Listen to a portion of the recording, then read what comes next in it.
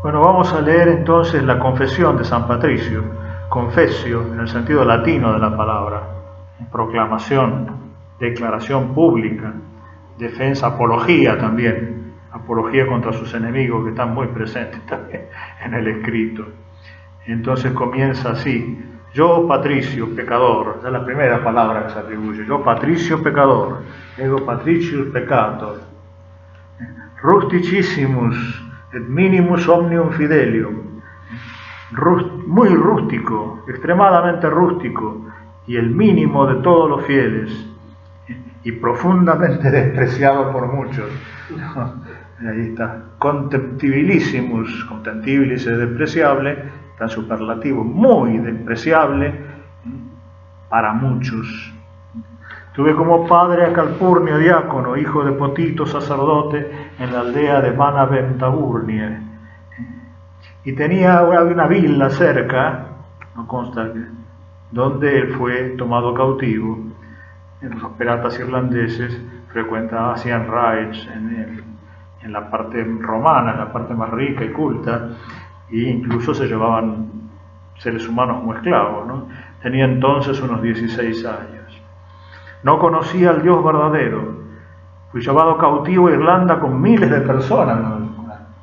Muchos cautivos, miles de personas, y con razón. O sea, está la queja presente en él, pero la queja del que se confiesa pecador y ve detrás de los designios divinos, incluso malos para él, ve la justicia divina, la razón divina que ilumina y que hace una pedagogía para salvarnos y llevarnos a la vida eterna. Con razón, porque nos apartamos de Dios, no guardamos sus mandamientos, ni obedecimos a nuestros sacerdotes, quienes nos recordaban nuestra salvación.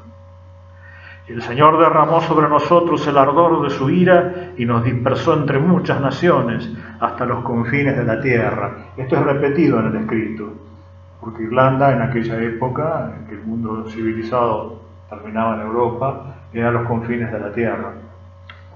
Después pasó a ser un patrimonio de toda la Iglesia Católica, ¿no?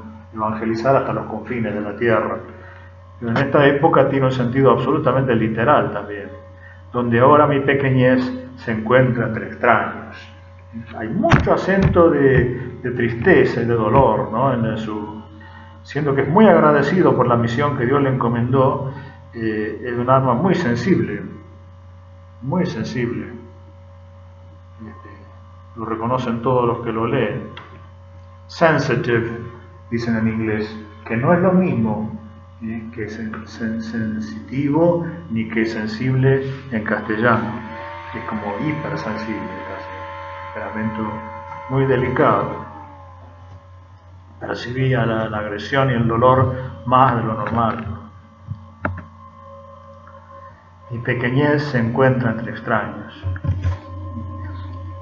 Siempre se confiesa pecador, insignificante, en el sentido de rusticísimo, rusticissimos.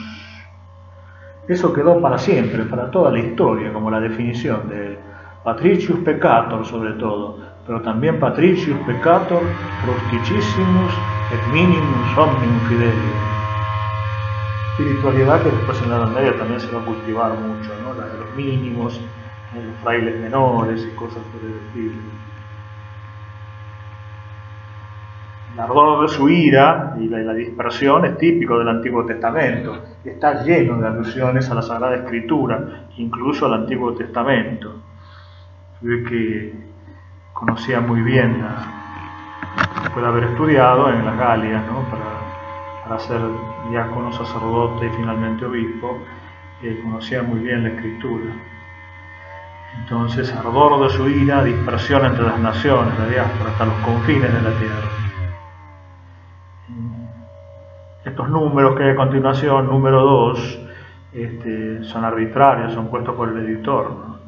Y así el Señor abrió el sentido de mi incredulidad, para que al fin pudiera recordar mis pecados, convertirme de todo corazón al Señor mi Dios, quien tuvo consideración por mi abyección y misericordia con mi juventud e ignorancia, y me cuidó antes de que lo conociera, antes de que pudiera distinguir entre el bien y el mal, y me guardó y me consoló como lo haría un padre con su hijo, un párrafo de enorme belleza, ¿no?, que marca, insiste con el tema de su abyección, atenuado, pero no por eso menos inepto de parte de él, por su juventud e ignorancia. Antes de que lo conocieran, me cuidó antes de que lo conocieran.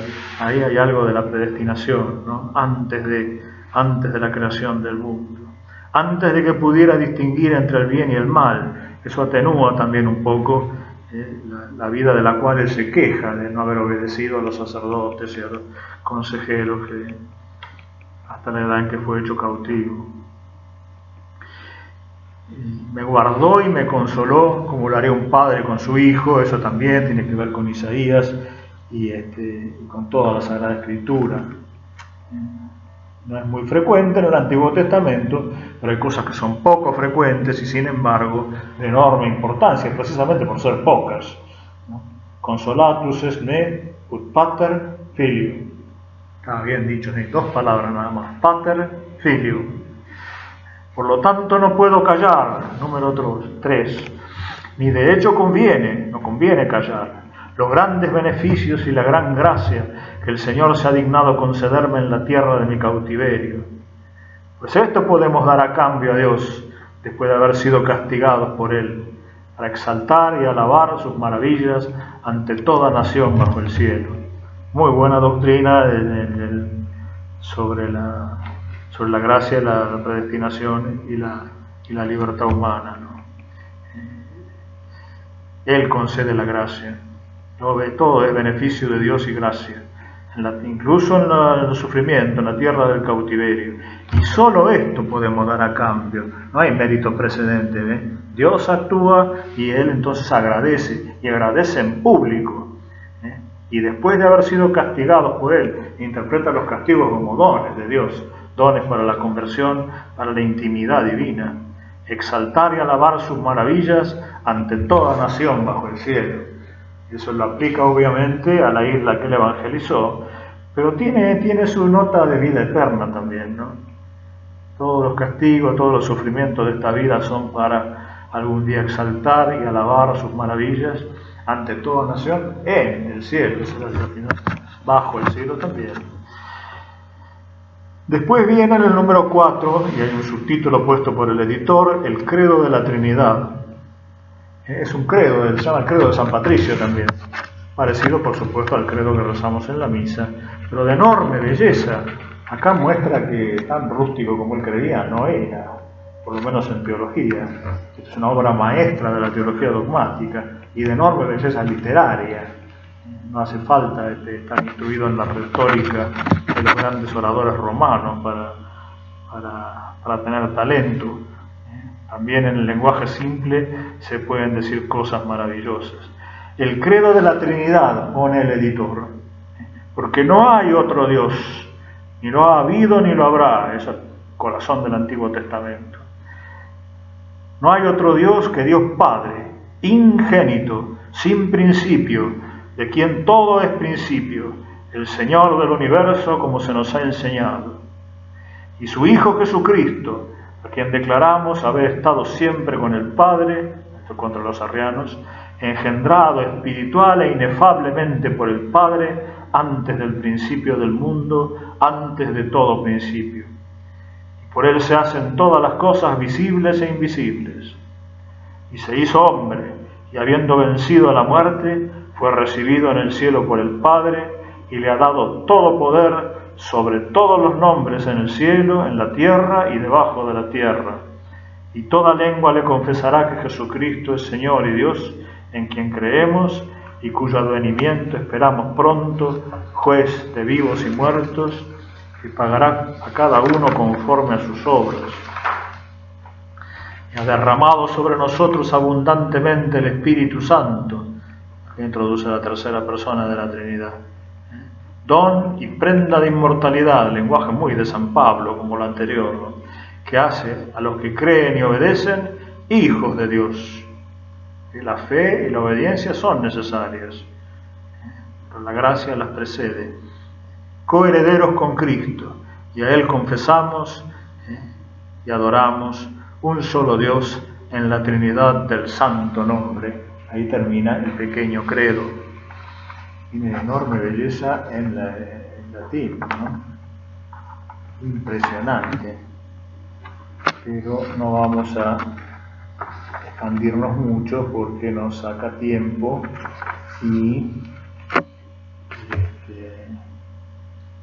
pero refuta todas las herejías que había habido hasta su época. Él vive en la primera mitad del siglo V, o sea, en los años 400, y muere en el 461. Todavía estaba el emperador de los romanos de Occidente en Roma. San Agustín muere en el 431, San Patricio en el 461, eran más o menos 30 años menos, en algún sentido de la misma generación, en otro sentido más joven. Ya estaban en Francia, donde él estudió, los aliados de San Agustín, ¿no? Los que hicieron el concilio de Orange, los monjes de Lerins también, y San Martín de Tours, por supuesto, que es padre de todos estos santos, de toda esta generación, super padre de la Iglesia Occidental. Eran todos medio hermanos en la espiritualidad, toda esta generación. Entonces es así. Muy bonito. Entonces, nunca hubo otro Dios. Primer mandamiento, exclusión de la idolatría, que eso en su vida fue importante, ¿no? Tuvo que luchar y combatir y estar preso. Non est alius Deus, proter Deum Patrem ingenitum, sine principio, a questo omne principio, omnia tenentum, que todas las cosas las agarra, las sostiene en su mano. El tema de la conservación, de la providencia, de la predestinación. Et tuius filium Iesum Christum, ahí está, la confesión antiarriana, inenarrabiliter genitum ante omne principium, por el cual fueron hechas todas las cosas, hominem factum, la encarnación. Y muy bonito en latín lo que sigue, se queda un poco defectuoso en la traducción. Acá la forma de, habiendo vencido a la muerte, fue recibido en el cielo por el Padre. En latín se dice muy breve, eso es muy potente. Morte de victa, dos palabras nada más. Morte de victa, la muerte derrotada, in celis ad patrem recepto, en los cielos fue recibido por el Padre. Y le dio toda potestad. Esto eran muy conscientes los misioneros de antes. Toda potestad. Sirve para la providencia divina, la predestinación, el gobierno del mundo y la lucha contra la idolatría. También la lucha contra la idolatría, que era una cosa más que aterradora, ¿no? Nosotros no hemos visto la idolatría pagana, que no conoció jamás a Cristo ni a la revelación. Entonces ahí está, toda potestad. Y contra los demonios también eso. Con toda potestad. Los demonios, después de Cristo, entonces, no pueden hacer más que lo que Cristo les permite. Perdieron su condición de príncipes de este mundo y pasan a ser esclavos de Cristo. Toda potestad me ha sido dada, sobre todo nombre, del cielo, de la tierra y de los infiernos. Ahí está la cuestión de los demonios. Todos tiemblan ante Él y pueden hacer el mal en la medida en que Él permita y hasta donde Él permita, haciéndole muchas restricciones para que quede claro que están para probarnos, pero que están totalmente derrotados y ellos ya lo saben. Entonces es así. Fíjense también, la esperanza de la segunda venida aparece siempre, aquí también. Credimus et expectamus adventum ipsius, su segunda venida, la venida de Él, mox futurum, que sucederá pronto, juez de los vivos y de los muertos. Y después también dice, difundió en nosotros abundantemente el Espíritu Santo, don y prenda de la inmortalidad, coherederos de Cristo, hijo de Dios, muy de San Pablo, todo eso. quem confitemur et adoramus unum Deum in Trinitate Sacri Nominis, haciendo la mención de las tres personas, no diciendo hay un solo Dios, una sola esencia, y dentro de él hay relaciones personales, no en ese sentido, sino igual que el credo de la misa y del símbolo de los apóstoles, afirma primero el Padre, luego pasa a hablar del Hijo, luego finalmente del Espíritu Santo, y después resume eso en la unidad profundísima de la inefable de la divinidad. Confitemur et adoramus unum Deum, unum significa en latín uno solo, unum Deum in Trinitate Sacri Nominis, enorme belleza, muy bíblico y muy bien expreso, sí, muy buen cierre al párrafo, realmente es una pieza literaria que ahí cierra con todo esplendor y con mucha espiritualidad. Ahí sí hay que afirmar la unidad e ir a ese unum absolutamente, ¿no? Que más allá de todo lo creado y de toda pluralidad. Número 5, porque él mismo dijo por medio del profeta: invócame en el día de la angustia, está presente la angustia, y yo te libraré, y tú me glorificarás. De la acción divina primero, la alabanza en la criatura después como respuesta. Y también dice, es honorable revelar y confesar las obras de Dios. Es un poco el famoso lema que el Santo Tomás de Aquino repetía tanto, ¿no? Contemplata alistrade, ¿no? Es honorable revelar y confesar las obras de Dios. El que recibió sus beneficios no puede hacer otra cosa. Y aunque soy imperfecto en muchas cosas, y uno insiste con ese tema, si contamos todas las ocurrencias en las que habla levemente mal de sí mismo, son muy abundantes. Se va configurando una personalidad psicológicamente muy interesante, porque la alabanza y el agradecimiento son tan grandes que cubren completamente esta leve mala opinión que él tenía de sí, que en el mundo moderno es muy mal considerada. Es cosa de santos o de enfermos para la gente de hoy. Pero dice, muy imperfecto en muchas cosas, deseo que mis hermanos y parientes sepan qué clase de persona soy, para que puedan comprender el deseo de mi corazón. Muy afectivo el lenguaje, ¿no? Muy íntimo, muy interior. No esconde su interioridad, la revela. Muy agustiniano también, ¿no? Todo Occidente está influido por el grande de los padres de Occidente. No tienen problema en confesar, en revelarse tal cual son en su intimidad, incluso en el pecado, con tal de llamar a todos a Cristo, a la intimidad con Cristo. Nuevamente dice, la boca que traiciona mata el alma. Y el mismo Señor en el Evangelio, de toda palabra ociosa que los hombres pronuncien, darán cuenta de ella en el día del juicio. Por eso temeré con gran temor y temblor esta sentencia en aquel día, cuando nadie podrá escapar ni esconderse, sino que todos, sin excepción, tendremos que dar cuenta, incluso de nuestros pecados más pequeños, ante el juicio del Señor Cristo. Número 9. Por esta razón tenía pensado escribir, pero dudé hasta ahora. Temía exponerme a las habladurías de los hombres.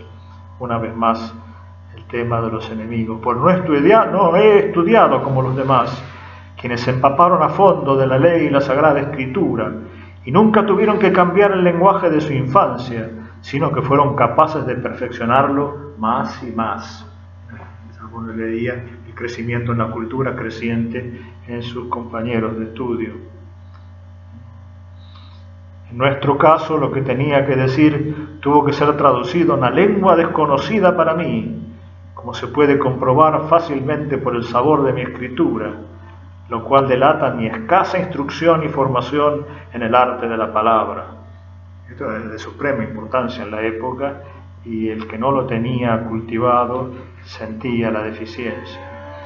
Pero, como dice la Escritura, afirma que la palabra es importante y la oratoria también. Por la lengua se descubrirá el sabio, el entendimiento, el conocimiento y la enseñanza de la verdad. Pero ¿de qué me sirve una excusa, por muy cierta que sea, sobre todo si va acompañada de presunción, si ahora en mi vejez me esfuerzo por algo que no adquirí en mi juventud? Dice, esto lo dejo de lado, perfeccionarme en este lenguaje elegante. Santa Teresa hace lo mismo cuando escribe, no corregía, mejorando el estilo. Salió así, Dios lo quiso así. Como dice la escritura esta, no adquirí en mi juventud, está bien. Fueron mis pecados los que me impidieron fijar en mi mente lo que antes apenas había leído. Pero ¿quién me cree aunque repita lo que empecé? De joven, es más página 3, ¿no? De joven, es más, casi como un niño sin habla, fue hecho prisionero, antes de saber qué perseguir y qué evitar. Entonces que dejó un recuerdo marcado en su adolescencia, ¿no? Incluso los pecados, él ve que detrás del pecado, a esa edad, en un joven bueno como era él, ¿no? Tiene mucho que ver con la ignorancia, ¿no? Por eso me sonrojo, temo profundamente revelar mi falta de educación, una vez más, pues soy incapaz de contar mi historia a quienes son versados en el arte de la escritura concisa, de manera que quiero decir que mi espíritu y mi mente anhelan, de modo que el sentido de mis palabras exprese lo que siento. Y ahí está el hombre de mucha interioridad, mucha vida interior y de mucho sentimiento también. Insiste con el mismo tema. Si en verdad me hubiera sido dado como a otros, entonces no me quedaría callado por mi deseo de dar gracias. Y si acaso algunos me consideran arrogante por hacerlo, a pesar de mi falta de conocimiento y mi lengua torpe, después de todo está escrito, las lenguas tartamudas aprenderán pronto a hablar paz. Eso es un lenguaje antiguo de la Sagrada Escritura, del Antiguo Testamento, traducido medio literalmente del latín, ¿no? Hablar la paz es hablar la integridad, hablar la santidad, hablar la salud del alma y la del cuerpo. Entonces, es una cita del Antiguo Testamento que hay que entenderla con toda la riqueza que tiene esa palabra, hablar paz, hablar la shalom de Dios, la integridad. Eso es lo que significa la palabra, la plenitud, la integridad y, como consecuencia, la integridad del cuerpo, la salud física y espiritual en el individuo y la paz entre los individuos y entre las naciones. ¿Cuánto más deberíamos esforzarnos por lograr esto nosotros, que somos, como dice la Escritura, una carta de Cristo para salvación hasta los confines de la tierra? Ahí se está describiendo a sí mismo también. Poco educada su palabra, su retórica latina y ciceroniana, pero él es carta de Cristo. No le hace falta tanto el escrito exterior. Carta de Cristo para salvación hasta los confines de la tierra. Y aunque no elocuente, sin embargo, escrita en vuestros corazones, no con tinta, eso de San Pablo, ¿no?, sino con el Espíritu del Dios vivo. Y de nuevo el Espíritu atestigua que incluso la rusticidad fue creada por el Altísimo. Una cosa tremenda, cómo repite constantemente esto, y en el párrafo siguiente continúa. De donde yo, una vez rústico, exiliado, sin letras, sin saber cómo prever el futuro, al menos esto sé con certeza. Antes de ser humillado, era como una piedra que yacía en el cieno profundo, y el poderoso vino y en su misericordia me levantó, me elevó, los verbos de resurrección, ¿no?, y me puso en la cima del muro, y por lo tanto debo clamar en voz alta, eso de Isaías también, ¿no?, y así rendirle algo al Señor por sus grandes beneficios, aquí y en la eternidad, beneficios que la mente humana es incapaz de evaluar. También tiene sabor paulino, pero una vez más se apropia mucho al temperamento de él, ¿eh? Beneficios que la mente humana es incapaz de evaluar.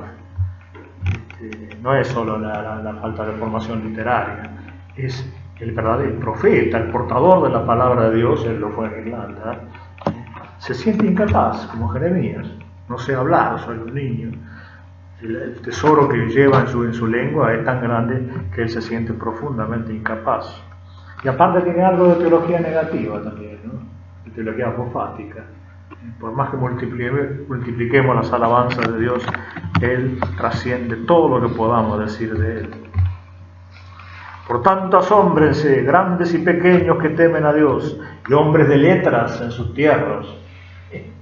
Después va a revelar por qué les tiene esta inquina, ¿no? Que le hicieron muchas maldades.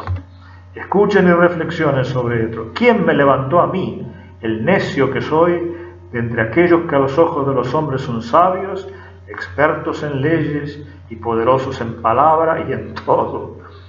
Él me inspiró a mí, el marginado de este mundo ante los demás, a ser el hombre, si tan solo pudiera, que con temor, reverencia intachable, sirviera fielmente al pueblo al que el amor de Cristo me transmitió y me dio durante toda mi vida, si fuera digno. Si de hecho, a servirles con humildad y sinceridad. Acá también la doctrina que tantas veces dimos, de que Dios hace digno al que elige. Y entonces por eso no teme el servicio y el cumplimiento de la misión. Pero la iniciativa divina es absoluta. A la luz, pues, de nuestra fe en la Trinidad, debo hacer esta elección. A pesar del peligro, debo dar a conocer el don de Dios y el consuelo eterno. No solo está en San Pablo esto está también en el diálogo de Cristo con la samaritana. Si conocieras el don de Dios, Espíritu Santo, Cristo mismo. ¿Y quién es el que te dice, dame de beberlo? Debo dar a conocer el don de Dios y el consuelo eterno. Sin temor y con franqueza, debo difundir por todas partes el nombre de Dios, para que después de mi muerte pueda dejar un legado a mis hermanos e hijos, a quienes he bautizado en el Señor tantos miles de personas. Y esto también es reiterativo, aparece de nuevo. Tot milia hominum, tantos miles de hombres, se decía en latín, ¿no? Tantos miles de seres humanos. Y es raro de poder decir eso, ¿no? Ahí muestra el prodigio de la iniciativa divina en él, ¿no? Que había bautizado tot milia hominum, ¿no? Prodigio misionero, pocas veces se vio. Y yo no era digno ni lo era de que el Señor concediera esto a su siervo, que después de mis desgracias y tan grandes dificultades, la queja está presente. Tras mi cautiverio, después de tantos años, me concediera una gracia tan grande, y ahí el agradecimiento que supera la queja, una gracia tan grande en favor de esa nación, algo que en mi juventud nunca esperé ni pensé. Sublime, realmente maravilloso, y a continuación viene el relato ya del cautiverio y sus peripecias en Irlanda y al escapar de él. Entonces vamos a dejar aquí al final del número 15 y continuamos